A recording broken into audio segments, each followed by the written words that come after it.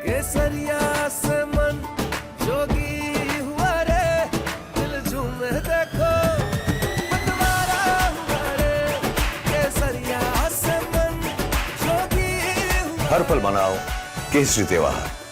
विमल, बोलो जुबान Kesari.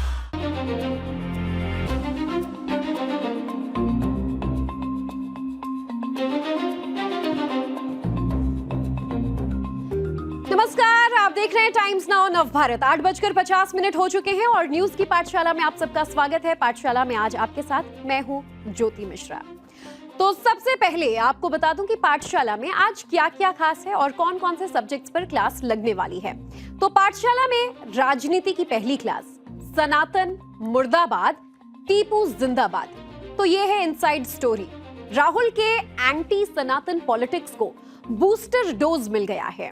International politics की क्लास, मोहन भागवत की न्यूयॉर्क रैली से पोस्टर बॉय जल गया। जोहरान ममदानी के भेदभाव वाले बयान का लिटमस टेस्ट होगा। चैप्टर 3 में प्राकृतिक आपदा की क्लास। नेपाल में आज केदार जैसा जल प्रलय देखने को मिला। मंजर देखकर लोगों की चीखें निकल पड़ी।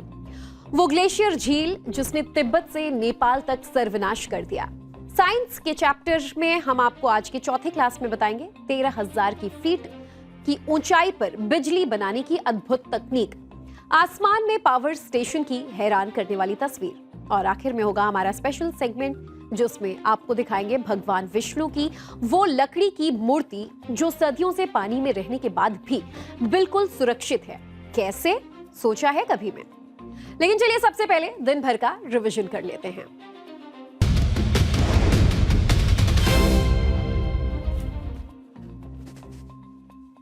तो यूपी चुनाव से पहले महिला वोटर्स को अपने पाले में लाने की कोशिश। सीएम योगी ने 60 साल से ऊपर की महिलाओं के लिए शुरू की है फ्री बस यात्रा। अखिलेश यादव ने 40,000 रुपए सालाना देने का वादा किया है। पंजाब में गठबंधन को लेकर बीजेपी और अकाली दल में बातचीत जारी है। सूत्रों के मुताबिक 55 सीटों पर लड़ना चाहती है बीजेपी, तो अकाली दल 45 सीटों पर तैयार है। बड़े भाई की भूमिका में बीजेपी यहां आना चाहती है। बढ़ते विवाद के बाद कृति सैनन का राखी वाला विज्ञापन हटाया गया। ज्वेलरी ब्रांड जीवा ने अपना एड वापस ले लिया है। कहा कि भारत के हर त्योहार संस्कृति का सम्मान, भावनाओं को आहत करने की मंशा नहीं थी। ऑपरेशन सिंदूर के 15 महीने बाद पूर्व सीडीएस अनिल चौहान ने कुछ राज खोले। बोले कि आतंकी मुल्क को सबक सिखाना हमारा मकसद था। ड्रोन को टारगेट नहीं मिला तो किराना हिल से टकराया। संभल में विवादित स्थल के आसपास के मकान दुकानों पर संकट। प्रशासन ने बिना नक्शा पास कराए मकानों को नोटिस थमाया है। बुलडोजर एक्शन का संकट अब यहां नजर आ रहा है।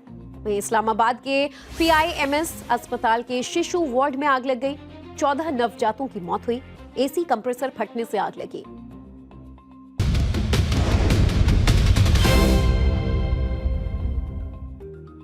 तो दिन भर के रिवीजन के बाद पाठशाला में पहली क्लास राजनीति के उस शातिर दांवपेच पर जो राष्ट्रगीत वंदे मातरम के विरोध से होते हुए अब सनातन मुर्दाबाद, टीपू सुल्तान जिंदाबाद तक पहुंच चुकी है। इसकी बुनियाद भले ही महाराष्ट्र में रखी गई है, लेकिन निशाना कहीं और है। ये उकसावे के वो खेला है जिसमें कदम बेहद फूंक फूंक कर रखा जा रहा है, और जब गर्दन फंसने की नौबत दिखने लगती है तो तुरंत पलटी भी मार ली जाती है। सेक्युलरिज्म का चोला ओढ़कर, लोकतंत्र का हवाला देकर, अभिव्यक्ति की आजादी की आड़ में इसके जरिए तुष्टीकरण का एक खास नैरेटिव गढ़ने की तैयारी है, जिसकी फसल आने वाले महीनों में होने वाले चुनावों में काटी जाएगी। तो आज इसका पूरा चैप्टर हर जरूरी पॉइंटर्स के साथ आपको बताऊंगी, लेकिन सबसे पहले महाराष्ट्र से आई इन 2 तस्वीरों पर गौर करना जरूरी है। पहली तस्वीर नांदेड़ शहर की है। आरोप है कि वहां कांग्रेस सांसद रविंद्र चव्हाण की अगुवाई में कांग्रेस कार्यकर्ताओं ने सनातन मुर्दाबाद के आपत्तिजनक नारे लगाए। आईटीआई चौक पर यह नारेबाजी की गई। इस बात को ताक पर रखकर की गई। इस देश के बहुसंख्यक हिंदुओं की धार्मिक भावना आहत हो सकती है। दूसरी तस्वीर मालेगांव नगर निगम की है। यहाँ डिप्टी मेयर का ऑफिस रेनोवेशन के बाद फिर से खुला, तो वहां दोबारा टीपू सुल्तान की तस्वीर लगा दी गई। मालेगांव की डिप्टी मेयर शान-ए-हिंद निहाल अहमद हैं। वो समाजवादी पार्टी से हैं और इसी साल फरवरी में उन्होंने मालेगांव नगर निगम की डिप्टी चुनाव लड़ मेयर बनी थी। तब अपने दफ्तर में खास तौर से टीपू सुल्तान की तस्वीर लगाई थी और फिर विवाद हुआ तो मालेगांव नगर निगम ने 48 घंटे के अंदर वो तस्वीर हटा दी। अब निहाल अहमद ने फिर से टीपू सुल्तान की तस्वीर लगाई और दावा किया कि अब ये तस्वीर नहीं हटेगी। बस इसी पर सियासी बवाल हो गया है।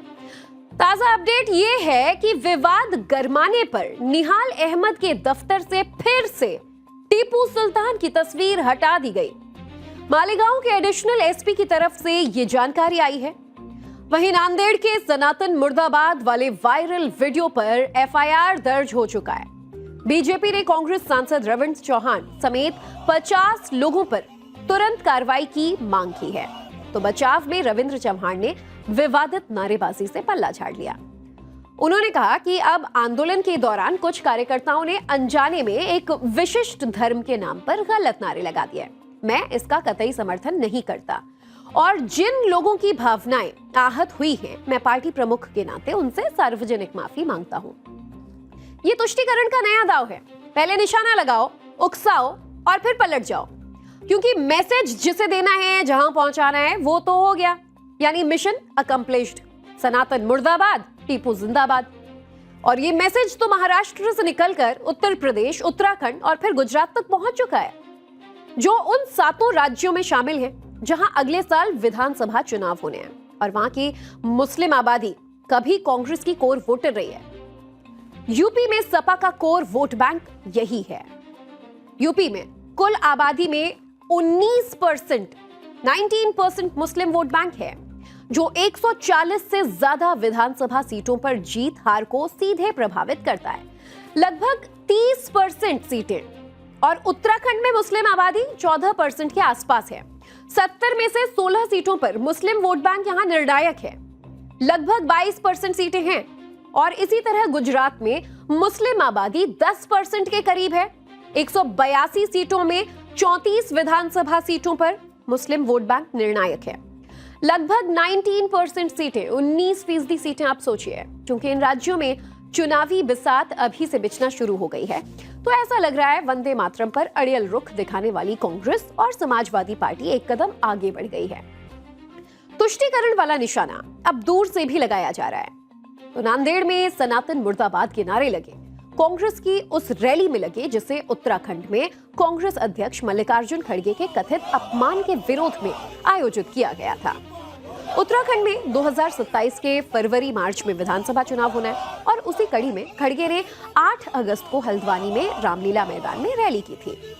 अगले दिन कुछ हिंदू संगठन वहां पहुंचे, हवन किया, तो कांग्रेस ने इसे शुद्धिकरण बताकर दलित अपमान की राजनीति से जोड़ दिया और फिर उसी की आड़ में सनातन मुर्दाबाद के नारे लगाने लगे।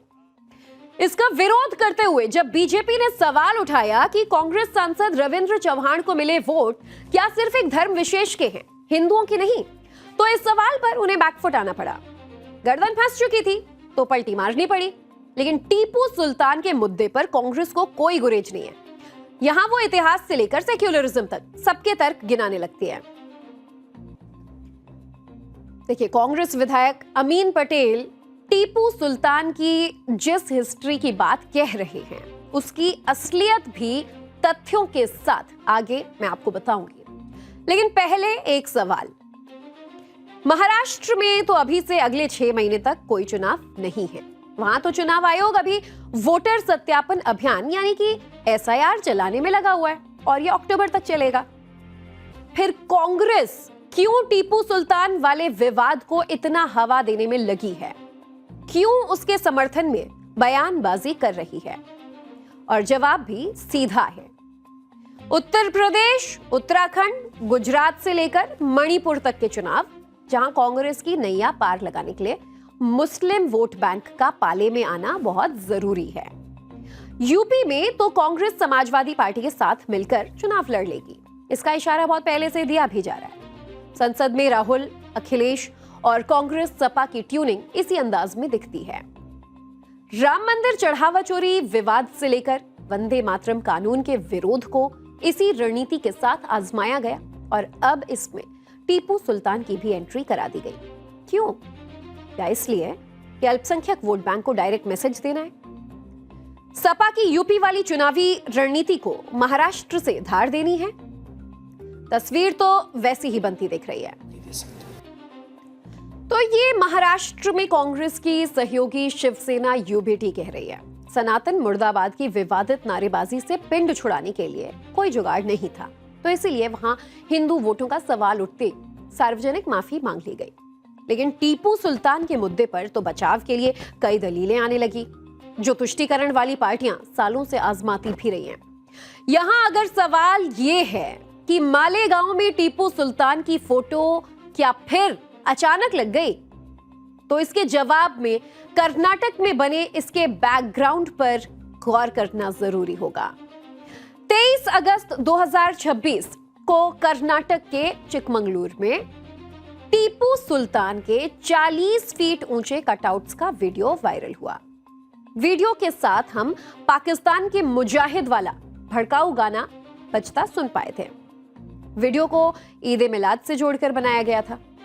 24 अगस्त 2026 को मालेगांव नगर निगम में डिप्टी मेयर शान हिंद का दफ्तर रेनोवेशन के बाद पहली बार खुला। एक बार फिर इसी दफ्तर में टीपू सुल्तान की तस्वीर लगी हुई नजर आई। ऐसा लगता है शायद माहौल यहीं से बन गया। वायरल वीडियो को लेकर कार्रवाई की गई, कुछ गिरफ्तारियां हुई। वीडियो का आईपी एड्रेस ट्रेस करने के लिए मेटा से जानकारी भी मांगी गई। इन सब के बावजूद चिकमंगलूर के एसपी का बयान आया कि ये सारी कार्रवाई टीपू सुल्तान के कटआउट को लगाने को लेकर नहीं, बल्कि बैकग्राउंड में जो पाकिस्तानी मुजाहिद वाला ऑडियो सुनाई में दे रहा था उससे जोड़कर शांति भंग करने के आरोप में ये एफआईआर की गई। और इसी के चंद घंटे बाद खबर आई मालेगांव के डिप्टी मेयर के दफ्तर में टीपू सुल्तान की तस्वीर लगी हुई है। हालांकि इस बात टीपू सुल्तान की तस्वीर लगाने में थोड़ी सावधानी बरती गई। पिछले बार यानी कि फरवरी में आपको याद होगा डिप्टी मेयर के दफ्तर में सिर्फ टीपू सुल्तान की तस्वीर लगी थी। इस बार टीपू सुल्तान की तस्वीर तो लगा ली, बगल में महात्मा गांधी की लगा दी, इधर सुभाष चंद्र बोस, फिर बाबा साहेब अंबेडकर और छत्रपति शिवाजी की तस्वीर को टीपू सुल्तान के साथ जगह दी गई। और फिर उसे हटाने से पहले ये मैसेज दिया गया कि टीपू सुल्तान की तस्वीर संविधान की मूल प्रति में भी है, जिसमें राष्ट्रीय संग्रहालय दिल्ली और कर्नाटक की सरकारी दीर्घाएं शामिल है। ऐसे में उसे राजनीति के तहत हटाया जा रहा है। ये बीजेपी की राजनीति है, ये मैसेज जाहिर है अल्पसंख्यक वोट बैंक के लिए था। लेकिन हकीकत क्या है समझिए। हकीकत तो ये है कि ये सामान्य प्रशासनिक प्रोटोकॉल है और इसके तहत राज्यों के सचिवालयों को जिला कलेक्ट्रेट, पुलिस थानों से लेकर तमाम सरकारी दफ्तरों में केवल राष्ट्रपति, फिर प्रधानमंत्री, वहां के राज्यपाल, मुख्यमंत्री और राष्ट्रीय प्रतीक जैसे महात्मा गांधी, बाबा साहेब अंबेडकर की तस्वीरें लगाना अनिवार्य है। टीपू सुल्तान की तस्वीर एक सामान्य दफ्तर में अनिवार्य प्रोटोकॉल लिस्ट का हिस्सा बिल्कुल नहीं है। और इसी बात को छिपाते हुए टीपू सुल्तान की तस्वीर को सियासत की नई बिसात बनाई गई। टीपू की तस्वीर का डबल मैसेज है, जिसे समाजवादी पार्टी से ज्यादा कांग्रेस के फायदे में माना जा रहा है। वोट बैंक की याददाश्त को कुरेद कर कई पुरानी घटनाओं को ताजा करना है, जैसे कि भारत में टीपू सुल्तान की जयंती मनाने की शुरुआत भी कांग्रेस ने ही की थी। साल 2015 में आपको याद होगा कर्नाटक में सिद्धारमैया की सरकार थी। 10 नवंबर को टीपू सुल्तान जयंती घोषित किया गया। 2019 में कर्नाटक में बीजेपी की सरकार बनी तो इस पर रोक लगा दिया गया। कर्नाटक में फिर कांग्रेस की सरकार बनी तो विजयानंद समेत कांग्रेस के कई विधायक अब मांग कर रहे हैं कि टीपू सुल्तान की जयंती का सरकारी उत्सव फिर शुरू किया जाए। यूपीए सरकार के दौरान कांग्रेस ने टीपू सुल्तान यूनिवर्सिटी स्थापित करने का बड़ा फैसला लिया था, जिसका राजनीतिक विरोध भी हुआ। कांग्रेस के दौर में बंगलुरु और मैसूर के बीच चलने वाली एक स्पेशल ट्रेन का नाम टीपू सुल्तान एक्सप्रेस रख दिया गया। बीजेपी ने फिर उसे बदला और वोडेयार एक्सप्रेस रखा। महाराष्ट्र में पार्कों में, खेल मैदानों में सार्वजनिक हॉल्स का नाम टीपू सुल्तान के नाम पर रखने का आधिकारिक फैसला महाअघाड़ी सरकार ने लिया, जिसमें कांग्रेस सत्ता में हिस्सेदार थी। स्कूली सिलेबस में मुगल सम्राट अकबर और टीपू सुल्तान के नाम के आगे से महान शब्द हटाने की खबर आई तो कांग्रेस ने जमकर विरोध भी किया। कांग्रेस टीपू सुल्तान की रॉकेट तकनीक का जनक और अंग्रेजों से लड़ते हुए शहीद होने वाला योद्धा बताती है। टीपू सुल्तान से जुड़े विवादों पर मोर्चा कांग्रेस वक्त बेवक्त खोलती आई है। और वहीं अगर बीजेपी की माने तो ये वो सारे सियासी मैसेजेस हैं जो टीपू की एक तस्वीर के साथ कांग्रेस अल्पसंख्यक वोटरों को याद दिलाना चाहती है, लेकिन उन ऐतिहासिक तथ्यों को नकारना चाहती है, छिपाना चाहती है जो टीपू सुल्तान की हिंदुओं पर अत्याचार, हिंदुओं का नरसंहार और जबरिया धर्मांतरण की गवाही देती है। और बीजेपी का सीधा आरोप है कांग्रेस इसलिए उन ऐतिहासिक तथ्यों को झुठलाती है ताकि टीपू सुल्तान को धार्मिक सहिष्णुता और सौहार्द की मिसाल के तौर पर पेश कर सके, क्योंकि तुष्टीकरण की राजनीति तो इसके बिना साध नहीं कर पाएंगे वो लोग। और जब टीपू सुल्तान पर सियासत शुरू होती है तो बीजेपी कई ऐतिहासिक संदर्भें गिनाने लगती है। साल 1782 से 1799 का दौर है। इस दौरान टीपू सुल्तान ने मालाबार और कोडगु में हिंदुओं के खिलाफ बड़े पैमाने पर सैन्य अभियान चलाया था। इन अभियानों के दौरान हुए नरसंहार और जबरन धर्मांतरण के ऐतिहासिक ब्यौरे भी मौजूद हैं। इसमें सबसे दिल दहलाने वाला है 1788 और 1789 का मालाबार का हिंदू नरसंहार। आज जिसे आप उत्तरी केरल के तौर पर जानते हैं, तब मालाबार कहलाता था। पुर्तगाली मिशनरी फादर बार्थोलोम्यो ने अपनी पुस्तक voyage to the East Indies में चश्मदीद गवाहों के हवाले से लिखा था कि टीपू की सेना ने कोझिकोड और आसपास के इलाकों में हजारों हिंदुओं को मौत के घाट उतार दिया था। बच्चों को, महिलाओं तक को टीपू सुल्तान ने नहीं छोड़ा। मालाबार के सैकड़ों ऐतिहासिक हिंदू मंदिरों को नष्ट कर दिया गया या उन्हें भंग कर दिया गया, अपवित्र कर दिया गया। इसमें मशहूर गुरुवायूर मंदिर भी शामिल था। टीपू की सेना हिंदुओं को बंदी बनाकर उन्हें जबरन गौमांस खिलाती थी, जो हिंदू धर्म में पूरी तरह वर्जित है। इसके बाद उनका जबरन खतना कर उन्हें मुस्लिम बना दिया जाता था और जो लोग इसका विरोध करते उन्हें सार्वजनिक रूप से फांसी दे दिया जाता। ये पाठशाला में कोई अपने मन की बातें मैं नहीं बता रही हूं, ये ऐतिहासिक तथ्य हैं। ये वो तथ्य हैं जिसका बाकायदा इतिहास में जिक्र किया गया है। पूरे टाइमलाइन के साथ बताया गया है कब, कहां, कैसे हिंदुओं के खिलाफ ये क्रूरता की गई। वही हम आपको आज पाठशाला में याद दिला रहे हैं। इस क्रूरता से बचने के लिए मालाबार के तत्कालीन राजा, करीब 8000 ब्राह्मण परिवार और हजारों नायर हिंदू अपनी जान और धर्म बचाकर त्रावणकोर की तरफ भाग गए। ब्रिटिश इतिहासकार मार्क विल्स ने अपनी किताब historical sketches of the south of India में कुछ अहम बातें लिखी थी। टीपू ने अपने सैन्य अभियान के दौरान लगभग 70,000 कुर्ग निवासियों को बंदी बनाया और अपनी राजधानी श्रीरंगपट्टनम लाकर उनका सामूहिक धर्मांतरण करवा दिया। जबरन इन हिंदुओं को टीपू ने मुसलमान बनवाया, उन्हें अहमदी पलटन में शामिल किया गया। टीपू सुल्तान ने किस तरह से ये जोर जबरदस्ती की, जबरिया धर्मांतरण करवाए, हिंदू नरसंहार को अंजाम दिया, इसकी पुष्टि अपने सिपह सालारों को लिखी उसकी चिट्ठियां करती हैं। ब्रिटिश राज के दौर की वो चिट्ठियां आज गवाही के तौर पर मौजूद हैं, बाकायदा उनमें ये तथ्य मौजूद हैं। 22 मार्च 1789 की चिट्ठी है। इसे टीपू ने अपने वफादार सिपहसालार सैयद अब्दुल गफ्फार ने लिखी। बताया इस चिट्ठी में कि अल्लाह की मदद से कैलिकट के लगभग सभी हिंदुओं को इस्लाम में परिवर्तित कर दिया गया। इसी तरह 19 जनवरी 1790 की एक चिट्ठी है। इसमें टीपू ने बुदाम बेग को खत लिखकर बताया है कि मालाबार में 4 लाख से ज्यादा आप सोचिए हिंदुओं का धर्मांतरण करवा दिया गया है। ये चिट्ठियां तो अपनी जगह हैं ही, टीपू सुल्तान की तलवार पर भी इसकी गवाही छपी है। टीपू सुल्तान की तलवार को लंदन की नीलामी में खरीदकर भारत लाया गया तो उसके हत्थे पर अरबी में लिखी लाइनें थी। वो लाइनें क्या हैं? मेरी ये विजयी तलवार काफिरों के विनाश के लिए बिजली की तरह गिरती है।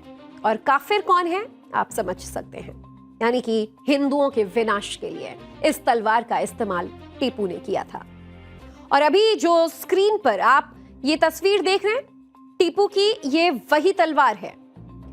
ये टीपू सुल्तान का वो स्याह पक्ष है जिसे जानबूझकर छिपाया जाता है, लेकिन कट्टरपंथी राजनीति में इन्हें अंदर खाने हथियार बना दिया जाता है। यही वजह है कि सेक्युलर सियासत के नाम पर टीपू सुल्तान का नाम उछाला जाता है तो सनातन की राजनीति इस पर हमलावर हो जाती है। पाठशाला में अब अगली क्लास की बात कर लेते हैं, आज इंटरनेशनल पॉलिटिक्स की। अपने दामन के दागों से बेखबर रहे और शहर भर की सफाई का हिसाब मांगते रहे। यही हो रहा है दिल्ली से 7000 मील दूर यानी अमेरिका के न्यूयॉर्क में। एक खास लॉबी, एक खास विचारधारा के पोस्टर बॉय और न्यूयॉर्क के मेयर जोहरान ममदानी को आरएसएस चीफ मोहन भागवत का अमेरिका दौरा रास नहीं आ रहा। 29 अगस्त को न्यूयॉर्क के मैडिसन स्क्वायर गार्डन में आरएसएस प्रमुख मोहन भागवत का एक इवेंट होने वाला है, जहां विश्व एकता पर यानी वर्ल्ड यूनिटी को लेकर आरएसएस चीफ एक खास भाषण देंगे। इस इवेंट के लिए मोहन भागवत न्यूयॉर्क पहुंच भी गए हैं, लेकिन इस इवेंट से पहले ही न्यूयॉर्क के मेयर जोहरान ममदानी के पेट में दर्द शुरू हो चुका है और ममदानी ने साफ कह दिया कि I don't support the rally. Mamdani कहते हैं कि उन्हें भारत में एक ऐसी विचारधारा का उभार परेशान करता है जो उनके मुताबिक भेदभाव करने वाले नजरिए पर आधारित है। यानी कार्यक्रम हो रहा है न्यूयॉर्क में, आयोजक है एक निजी संगठन, कार्यक्रम है एक निजी वेन्यू में, लेकिन आपत्ति किसे है? जोहरान ममदानी को, न्यूयॉर्क के मेयर को। और सवाल उठता है कि अगर किसी विचार से आपकी असहमति है तो क्या उस विचार को अपनी बात रखने का अधिकार नहीं होना चाहिए? क्योंकि यही तो वो लोग हैं जो दुनिया को फ्री स्पीच का पाठ पढ़ाते हैं, जो कहते हैं आपको बोलने का अधिकार है, भले ही आपकी बात से हम असहमत हो। लेकिन जब बात अपनी पसंद के विचार से अलग विचार की आती है तो अचानक फ्री स्पीच की परिभाषा इनके लिए बदल जाती है। और यहां सबसे दिलचस्प बात देखिए, ममदानी खुद मान रहे हैं कि शहर के पास और उनके पास शायद इस निजी कार्यक्रम को रद्द करने का अधिकार नहीं है। सुनिए। सुना आपने ममदानी साहब को, I don't support the rally but I think I don't have the power to cancel it. उनके पास ये अधिकार नहीं है। ममदानी जिस तरह की राजनीति का चेहरा है वो आरएसएस की विचारधारा का खुलेआम और काफी लंबे समय से विरोध करती आई है और सिर्फ विरोध करने के लिए विरोध करती रही हो। ममदानी आरएसएस को इसीलिए भेदभाव करने वाला कह रहे हैं क्योंकि उन्हें लगता है कि ये संगठन उनकी सोच से अलग सोच रखता है। लेकिन जोहरान ममदानी से सवाल है कि अगर बहुलतावाद यानी कि प्लूरलिज्म का मतलब अलग विचार रखने वालों को भी अपनी बात कहने की आजादी देना है तो यही कसौटी ममदानी पर भी तो लागू होनी चाहिए, है कि नहीं? न्यूयॉर्क में आरएसएस के कार्यक्रम से जानते हैं कि ममदानी को दिक्कत क्यों हो रही है। चलिए एक बार हम आपको यह भी समझा देते हैं। 29 अगस्त को मोहन भागवत न्यूयॉर्क के बड़े मंच पर यूनिवर्सल वननेस सेलिब्रेशन, नाम पर ध्यान दीजिए, यूनिवर्सल वननेस सेलिब्रेशन को संबोधित करने वाले हैं। कार्यक्रम अहेड फोरम द्वारा आयोजित किया जा रहा है और आयोजकों के मुताबिक इसमें 200 से ज्यादा हिंदू अमेरिकी संगठन जुड़े हैं। इस कार्यक्रम में करीब 5000 लोगों के पहुंचने की उम्मीद है। यानी ये सिर्फ आरएसएस का एक छोटा कार्यक्रम नहीं है, ये अमेरिकी जमीन पर भारतीय मूल के हिंदुओं की एक बहुत बड़ी सार्वजनिक गैदरिंग है। आरएसएस अपने शताब्दी वर्ष में विदेशों में आउटरीच बढ़ा रहा है।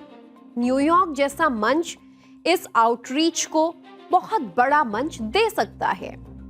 खास बात यह है कि कार्यक्रम का संदेश यूनिवर्सल वननेस यानी कि वसुधैव कुटुंबकम पर रखा गया है।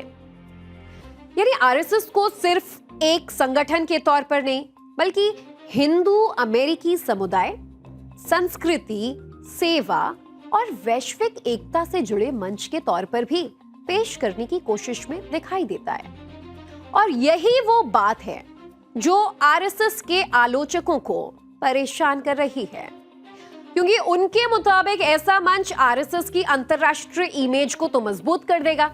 और सबसे दिलचस्प हिस्सा, भागवत के कार्यक्रम के खिलाफ न्यूयॉर्क में सिर्फ एक संगठन नहीं, बल्कि Hindus for human rights, Indian American Muslim council, interfaith centre of New York समेत कई संगठनों का पूरा गैंग सक्रिय है।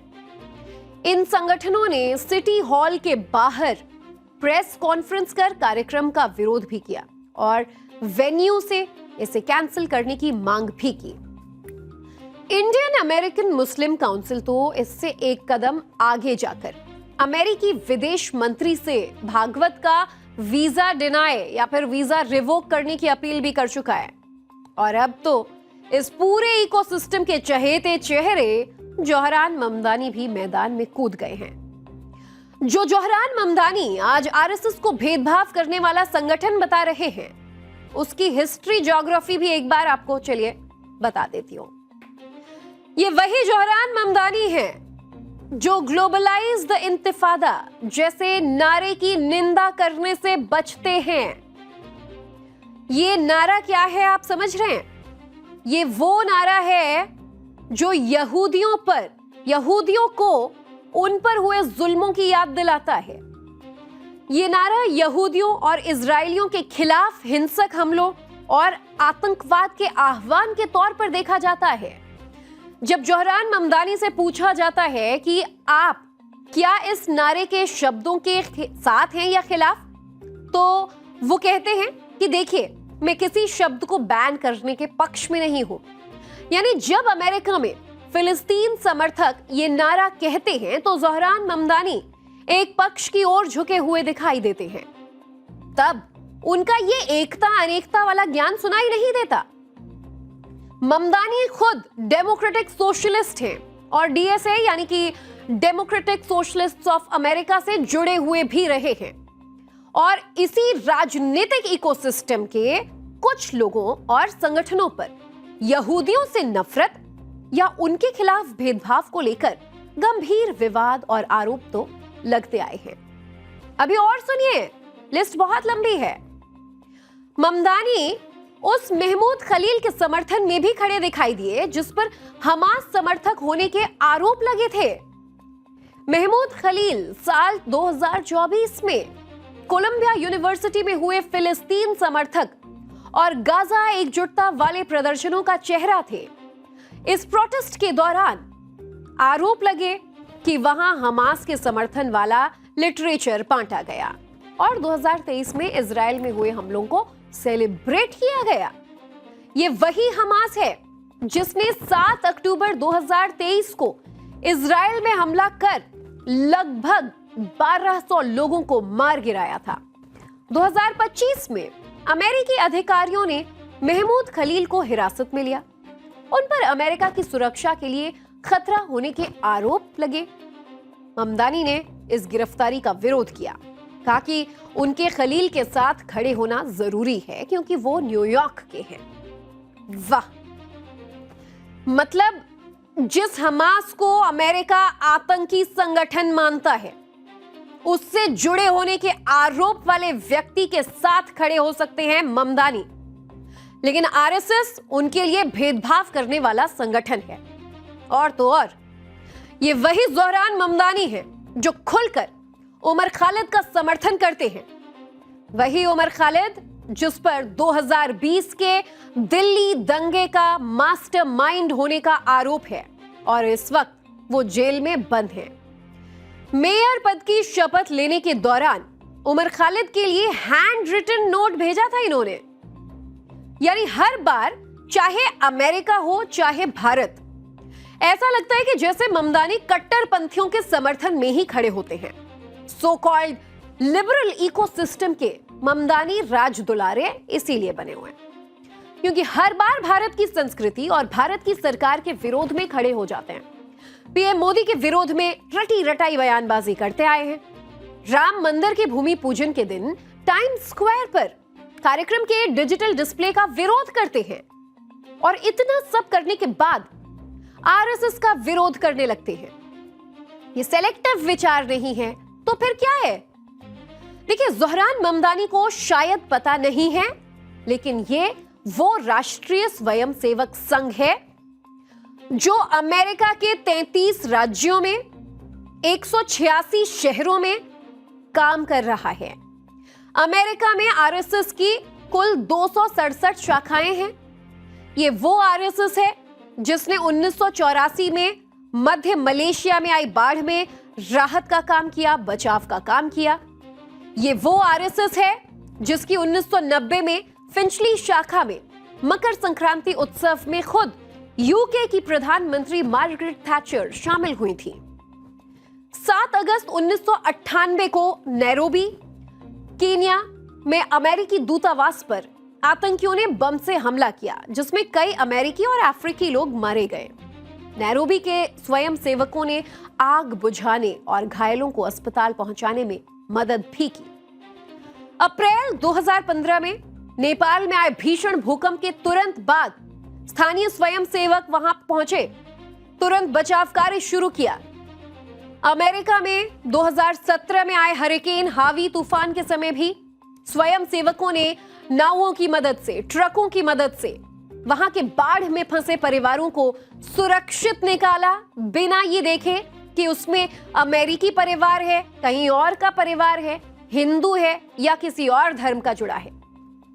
वहीं कोरोना महामारी के दौरान भी अमेरिका और अन्य देशों में स्थानीय स्तर पर सेवा इंटरनेशनल यूएसए के माध्यम से आरएसएस ने फंड जुटाए, लेकिन ममदानी और उनके इकोसिस्टम वालों को आरएसएस की सेवा की ये कहानियां, ये सेवा भाव बिल्कुल समझ नहीं आएगा। लेकिन विपक्ष की ये खुशी बहुत ज्यादा देर तक नहीं टिकी। खुद उनके ही गठबंधन के साथी ने ममदानी से लेकर ममदानी के समर्थकों सबकी हवा निकाल दी, वो भी सुनिए। अब ज़ोहरान ममदानी हमारे देश के कोई नेता गए हैं। राष्ट्रीय स्वयंसेवक संघ 21 देश के करोड़ों लोगों के आस्था का विषय है, लोग उसमें विश्वास करते हैं। हमारे भी बहुत अच्छे संबंध उस संगठन से रहे हैं। तो अगर मोहन भागवत जी अमेरिका गए हैं या विदेश की धरती पर गए हैं और वहाँ पर कोई अगर उनका विरोध कर रहा है तो हमें लगता है कि विरोध नहीं करना चाहिए, क्योंकि आपके भी लोग हमारे देश में आते हैं तो हम तो कभी विरोध नहीं करते। ऐसी बात भी नहीं है कि एक नेता दूसरे देश से दूसरे देश नहीं जा सकता। तो ये ममदानी हो या जो भी हो, उनको ये समझना चाहिए कि हमारे भारत के किसी एक व्यक्ति का विरोध करना मतलब देश को आप चेतावनी दे रहे हैं। बिल्कुल, जो उद्धव गुट के प्रवक्ता ने कहा ये बिल्कुल सही बात है और इसीलिए ज़ोहरान ममदानी जी से मैं कहूंगी कि भारत को समझना सिर्फ अपने परिवार से सुनी कहानियां सुन लेने भर से नहीं हो पाएगा और आरएसएस जैसी संस्था को समझना सिर्फ एक लेबल चिपका देने से भी नहीं होगा।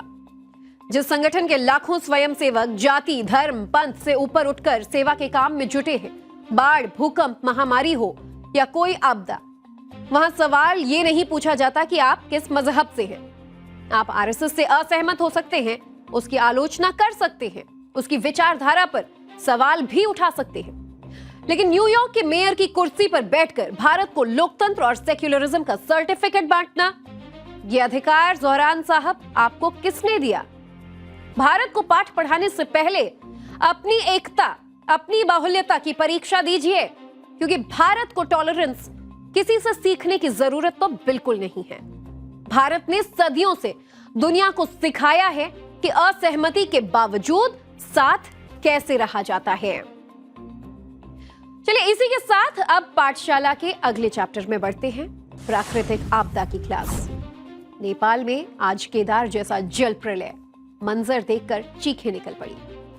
वो ग्लेशियर झील जिसने तिब्बत से नेपाल तक सर्वनाश ला दिया। आज सुबह जब घड़ी में 8:30 बजे का वक्त हो रहा था, उसी वक्त नेपाल में सुबह की बहुत अच्छी धूप खिली थी। इस हरी भरी वादी में चारों तरफ शांति थी। तभी नदी में सरसराहट के साथ ऐसा भयानक सैलाब आया कि वहां मौजूद हर एक की चीख पुकार निकल गई। एक ऐसा जल प्रलय आया जिसने लोगों को न संभलने का मौका दिया न भागने का। नेपाल के भोटे कोशी नदी में आए इस सैलाब की गोली जैसी रफ्तार थी और तलवार जैसी धार, जिसके आगे न पुल टिक पाए न लोगों के घर मकान। बड़े से बड़ा, मजबूत से मजबूत लोहे कंक्रीट के ढांचे इस सैलाब में तिनके की तरह बह गए। पत्थर, मलबा, कीचड़ वाला ये सैलाब जहां से गुजरा वहां सब कुछ बर्बाद करता चला गया। कुदरत के इस कहर को इंसान सिर्फ हाथ मलकर देखता रह गया। सबसे पहले नेपाल में आए जल प्रलय की ये 6 तस्वीरें देखिए। कहीं पुल बह गया, कहीं लोग बह गए, कहीं घर मकान बह गया। पूरे नेपाल में आज चीख पुकार मच गई, क्योंकि तिब्बत से आई इस तबाही का सामना करने के लिए न नेपाल की सरकार तैयार थी न नेपाल के लोग। सबसे ज्यादा नुकसान उन लोगों को हुआ है जो भोटेकोशी और त्रिशूला नदी के किनारे बसे हुए थे। भयानक सैलाब की रोंगटे खड़े करने वाली तस्वीरें भी आगे आपको दिखाऊंगी, लेकिन पहले नुकसान के आंकड़े देख लीजिए। इस विनाशकारी सैलाब में अब तक 8 लोगों की मौत की खबर आ रही है। नेपाल घूमने गए 384 टूरिस्ट लापता हैं, जिनमें 105 भारतीय टूरिस्ट भी शामिल हैं। नेपाल के 9 पुलिसकर्मी लापता हैं। नेपाल कस्टम ऑफिस के 14 कर्मचारी भी गायब हैं। बाढ़ में 42 किलोमीटर की लंबी सड़क बह गई है। एक हाइड्रो पावर प्रोजेक्ट बह गया है। नुवाकोट जिले के कई गांव पूरी तरह से तबाह हो गए हैं। नेपाल में भयानक तबाही मचाने वाला ये सैलाब नेपाल पार करने के बाद बिहार की सीमा में घुसेगा, जहां गंडक नदी के किनारों पर तबाही मचने की आशंका है। इसलिए बिहार के 8 जिलों में अलर्ट अभी से घोषित कर दिया गया है। आशंका है कि 2.5 लाख क्यूसेक पानी गंडक बैराज से गुजर सकता है और इसीलिए डंगक बैराज से इस बैराज से 1,50,000 क्यूसेक पानी डिस्चार्ज भी किया गया है। तिब्बत से शुरू हुए सैलाब ने 2 देशों में हाहाकार मचा दिया है। ऐसी ऐसी तस्वीरें सामने आ रही हैं कि देखेंगे तो रोंगटे खड़े हो जाएंगे। ये तस्वीर देखिए, ये तिब्बत नेपाल बॉर्डर से आई बाढ़ की सबसे भयानक तस्वीर। ये तिब्बत का गिरोंग पोर्ट है, जो नेपाल के रसुआ जिले से सटी सीमा के ठीक दूसरी तरफ है। अचानक आई इस बाढ़ ने सबसे पहले यहीं तबाही मचाई और बाद में नेपाल की ओर बढ़ गई। अब इसी पोर्ट की एक और तस्वीर देखिए। दर्जनों बसें खड़ी हैं। लोग बाढ़ के पानी की गर्जना सुनकर जान बचाने के लिए भागने लगते हैं, लेकिन पानी की रफ्तार इतनी तेज कि पल भर में कंक्रीट का ये पूरा स्ट्रक्चर ताश के पत्तों की तरह उखड़ गया और जो लोग भाग रहे थे वो भी इस सैलाब के चपेट में आ गए। तिब्बत से जब ये विनाशकारी बाढ़ नेपाल में घुसी तो वहां भी हाहाकार मच गया। इस हाइड्रो पावर प्रोजेक्ट पर काम चल रहा था। नदी में जेसीबी मशीनों के साथ कई लोग काम कर रहे थे और तभी बाढ़ का पानी आता देख लोगों ने तुरंत भागने की कोशिश की, लेकिन ये बांध भी उन्हें नहीं बचा पाया। ये नेपाल के रसुवा की तस्वीर है, जहां भोटेकोशी नदी में आई बाढ़ ने पहले तो वहां बने इस लोहे के पुल को निगल लिया और उसके बाद 5 मंजिला बिल्डिंग की जल समाधि कर दी।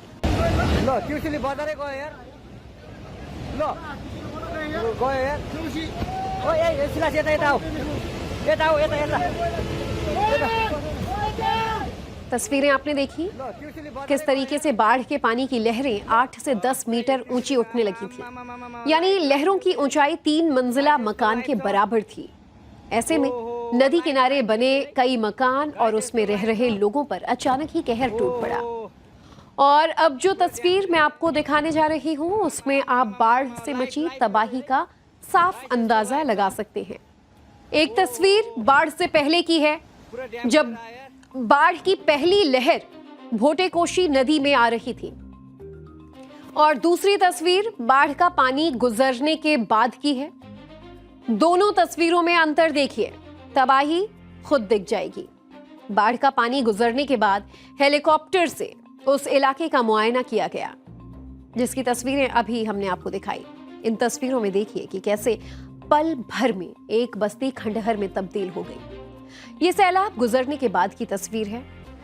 हर तरफ मलबा, कीचड़, तबाही का मंजर नजर आ रहा है। बाढ़ का पानी जहां जहां से गुजरा वहां वहां तबाही का निशान छोड़ गया। इस सैलाब के रास्ते जो भी आया उसका वजूद मिट गया। कंक्रीट के इस बहते पुल को देखिए, जैसे लकड़ी की कोई नाव पानी में बह रही हो। ये पुल भी बाढ़ के रास्ते आया, जिसके बाद इसके 2 टुकड़े होने में बिल्कुल देर नहीं लगी। इस भारी भरकम पुल को भी बाढ़ ने अपनी चपेट में लिया और अपनी अपार ताकत के अंदर खींच लिया। सोचिए इस पुल का वजन कितना रहा होगा, लेकिन पानी का जोर कैसा था कि इसके आगे किसी भी चीज का जोर न चल सका। नेपाल की ये तस्वीरें वाकई रोंगटे खड़े कर देने वाली हैं। एक ट्रक के नदी के ढलान पर नीचे गिरने की तस्वीर देखिए। पीछे से तबाही का सैलाब आ रहा है, यानी साक्षात मौत। ऊंचाई पर खड़े लोग चिल्ला रहे हैं, ट्रक ड्राइवर को रुकने के लिए कह रहे हैं, लेकिन ट्रक ड्राइवर तक शायद उनकी आवाज नहीं पहुंच पाई और इसके बाद ये ट्रक भी पानी में समा गया। भोटेकोशी नदी में आई बाढ़ से नदी किनारे खड़ी एक कार कुछ ही सेकंड में पानी के भीतर समा गई।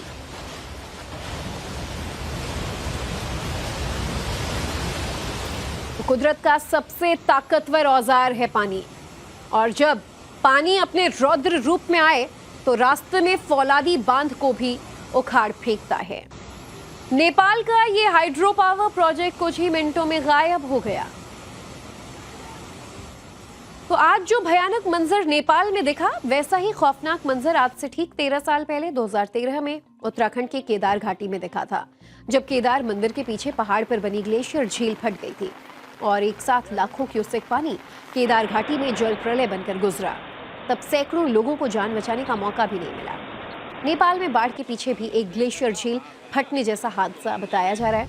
यहाँ पहाड़ों पर भूकंप की वजह से एवलांच आया, जिससे बर्फ का भारी मलबा नदी में गिरा और नदी का पानी रुक गया, जैसे किसी झील में पानी रुक जाता हो। ये पानी लगातार बढ़ता रहा, लेकिन बर्फ पिघलने के बाद लाखों क्यूसेक पानी एक साथ नीचे की ओर बढ़ा और विनाश की तस्वीरें आप देख सकते हैं। पहाड़ों के ऊपर बनी हर झील अपने आप में एक विनाशकारी वाटर बम है। ये वाटर बम जब जब फटा है तब तब विनाश का ऐसा ही खेल खेलता है कि दशकों दशक तक उसका दर्द और तबाही का खौफ लोग भुलाए नहीं भूल पाते। ये ग्लेशियर झीलें फटती कैसे हैं, ये समझाने के लिए हमने एक AI वीडियो बनाया है। इन झीलों में जब कोई बादल फटता है या फिर पहाड़ टूटकर गिरता है तो झील का पानी पहाड़ी दीवारों को तोड़ देता है और लाखों क्यूसेक पानी एक साथ पहाड़ से नीचे की ओर आता है। रास्ते में इस पानी के साथ बड़ी बड़ी चट्टानें, मलबा और मिट्टी मिलते हुए खतरनाक बन जाते हैं। जब ये पानी रिहायशी इलाकों में पहुंचता है तब लोगों के वहां मौजूद घर, मकान, पुल, सब कुछ जो कुछ इसकी चपेट में आता है वो तिनके की तरह बिखर जाता है। यानी पानी का वेग इतना ज्यादा होता है कि उसके आगोश में जो आता है वो समा जाता है। इधर ये तबाही तिब्बत में मौजूद एक झील के फटने से हुई है, जिसका पहला शिकार तो तिब्बत का एक पोर्ट हुआ, लेकिन चीन की सरकार ने नेपाल को अलर्ट नहीं भेजा।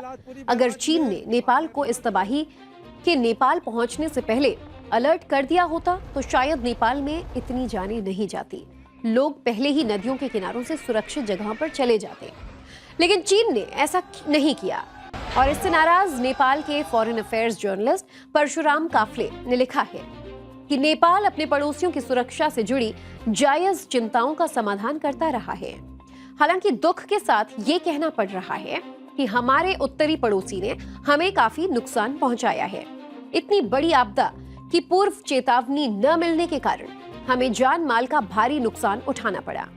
नेपाली पत्रकार ने ये आरोप इसलिए लगाए हैं क्योंकि चीन ने भारत और नेपाल से लगती सीमाओं की निगरानी के लिए कई सैटेलाइट्स तैनात की हैं, जिनसे वो 24 घंटे अपनी सीमाओं की निगरानी करता है। ऐसे में ये मानना चीन को झील फटने के बाद आई बाढ़ के बारे में पता चला? ये मान लेते हैं कि अगर चीन को सैटेलाइट से पता नहीं चला, तो क्या तिब्बत के पोर्ट पर तबाही मचने के बाद भी चीन को पता नहीं चला? अगर उस वक्त भी चीन ने नेपाल को अलर्ट भेजा होता, तो नेपाल में आज कई बेगुनाह जिंदगियां बच गई होती। चलिए, पाठशाला में अब अगली क्लास साइंस की चैप्टर, जिसमें 13,000 की फीट ऊंचाई पर बिजली बनाने की अद्भुत तकनीक के बारे में बताएंगे। आप इसे आसमान में उड़ता पावर स्टेशन भी कह सकते हैं।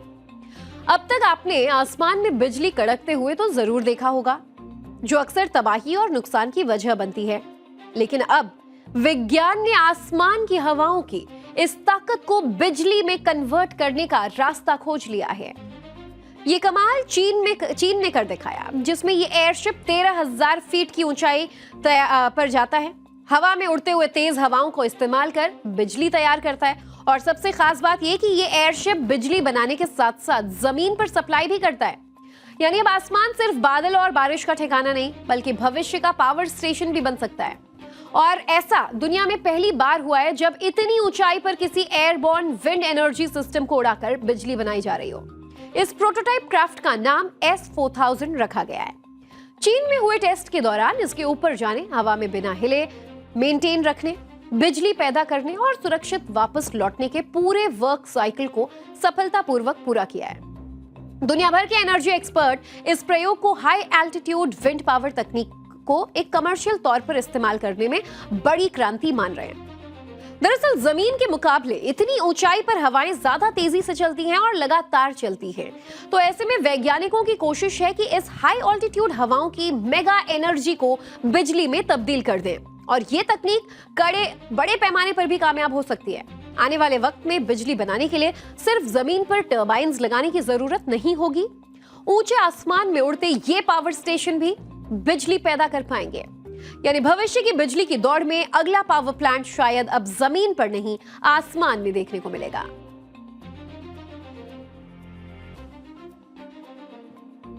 और चलिए, अब आगे बढ़ने से पहले आपको मैं इसकी तकनीक के बारे में बता देती हूँ। दरअसल इसमें काइनेटिक एनर्जी यानी कि जो गतिज ऊर्जा का इस्तेमाल होता है, इसके जरिए बिजली बनाई जाती है।